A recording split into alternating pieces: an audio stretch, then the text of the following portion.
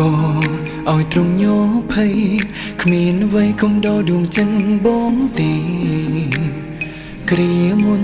ធ្លាប់មានមាសស្នេហ៍គេស្ដាប់ភ្លេងពីអ្នកនឹងបងគៀងកើគ្រានេះយើងឆ្ងាយពីគ្នាតើពុំងានឹងបងទេអូនអើយឬកំពុងស្ដាប់ភ្លេងនឹងគេហើយដឹងទេបងព្រួយរងាកូនឡង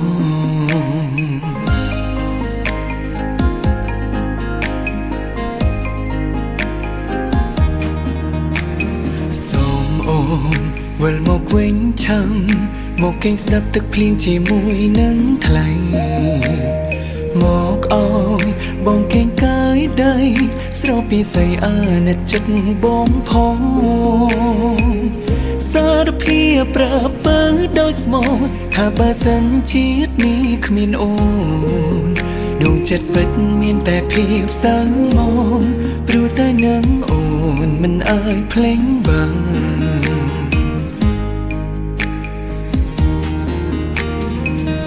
បង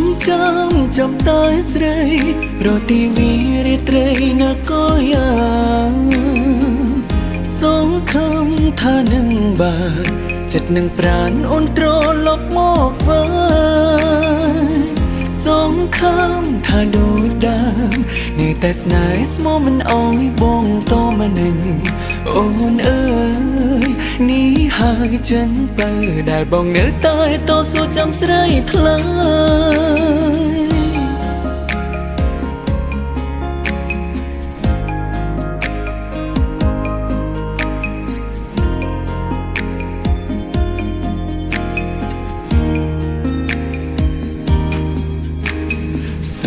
អូនវិលមកវិញឆាំ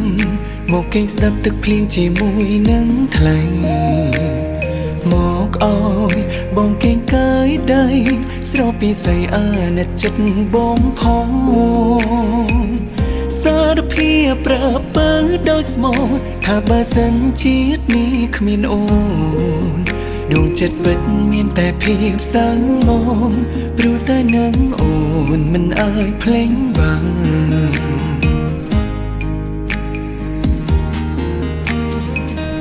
បងចាំតែស្រីរកទីវីរាត្រីណាក៏យ៉ាងសង្ឃឹមថានឹងបានចិត្តនឹងប្រានអូនត្រឡប់មកវិញសង្ឃឹមថាដូចដើមនៅតែស្នេហ៍ស្មោះមិនអោយបងតមកនឹងអូនអើយនេះហើយចិនបើដែលបងនៅតែតស៊ូចាំស្រីថ្លៃបងចាំតែស្រីរកទីវីរាត្រីណាក៏យ៉ាងសង្ឃឹមថានឹងបានចិត្តនឹងប្រានអូនត្រឡប់មកវិញ